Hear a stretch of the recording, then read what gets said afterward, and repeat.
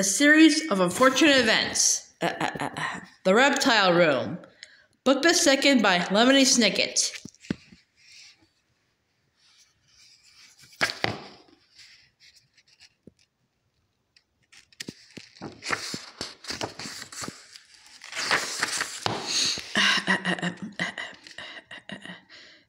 For Beatrice, my love for you shall live forever.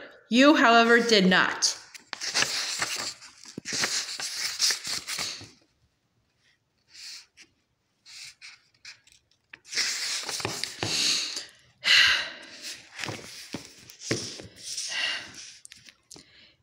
Dear reader, if you have picked up this book with the hope of finding a simple and cheery tale, I'm afraid you have picked up the wrong book altogether.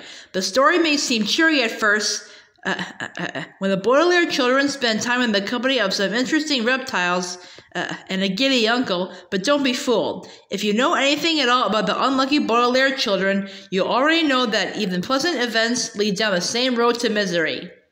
In fact, within the pages you now hold in your hands, the three siblings endure a car accident, a terrible odor, a deadly serpent, a long knife, a large brass reading lamp, and the reappearance of a person they hoped never to see again.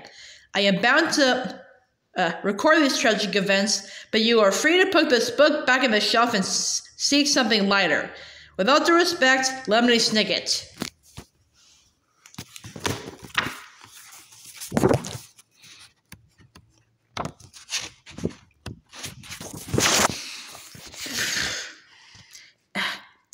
Chapter 1. The stretch of road that leads out of the city, past Hazy Harbor and into the town of Tedia, is perhaps the most unpleasant in the world. It is called Lousy Lane. Lousy Lane runs through fields that are sickly gray color, in which a handful of scraggly trees produce apples so sour that one only has to look at them to feel ill.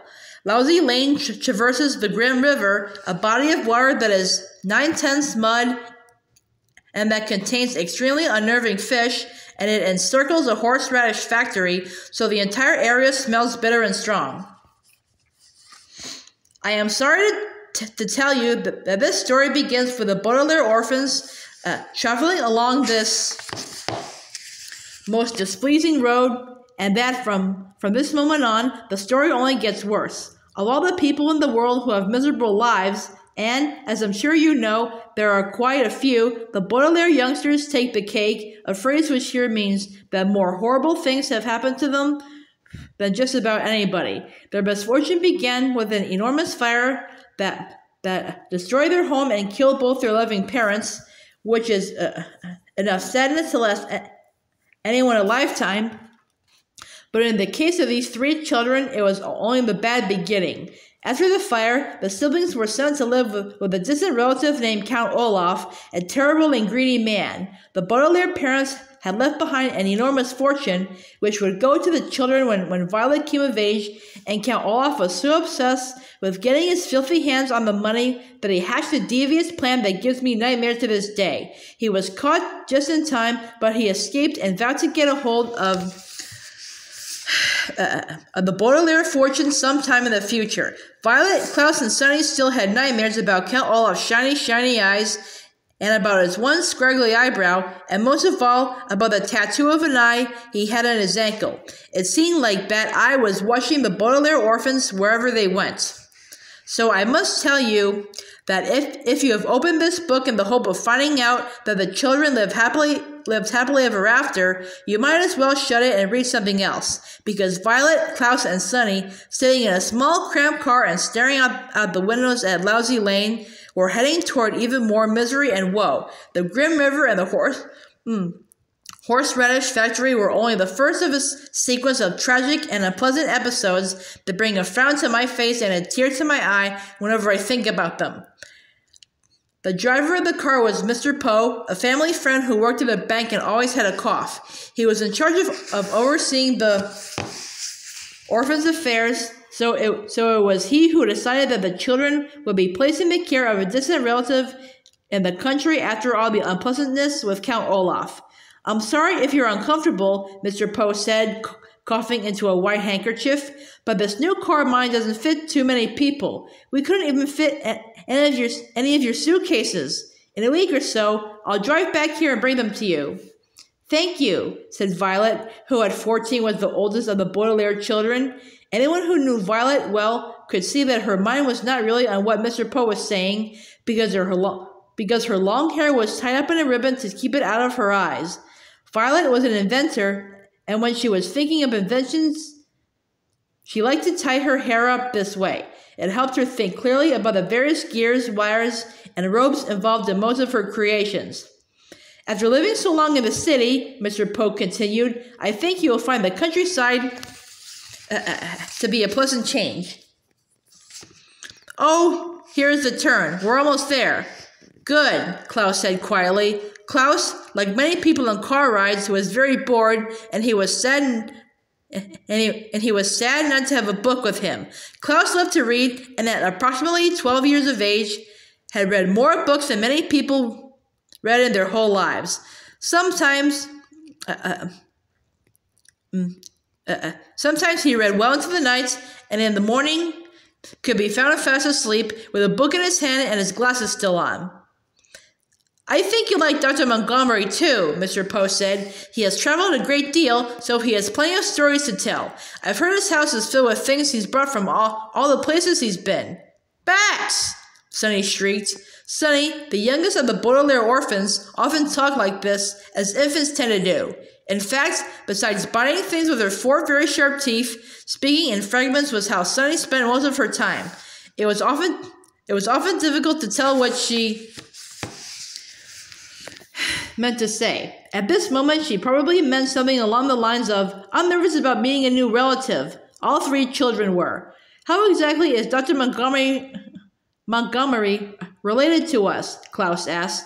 "Dr. Montgomery is, let me see, your late father's cousin's wife's brother." "I think that's right. He's a scientist of some sort and receives a great deal of money from the government.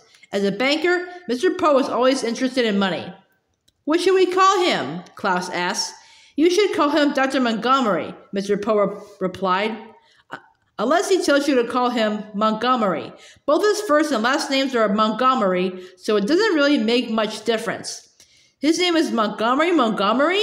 Klaus said, smiling. "Yes, and I'm sure he's very sensitive about that, so don't ridicule him," Mr. Poe said, coughing again into his handkerchief. "Ridicule means tease." Klaus sighed. "I know what ridicule means," he said.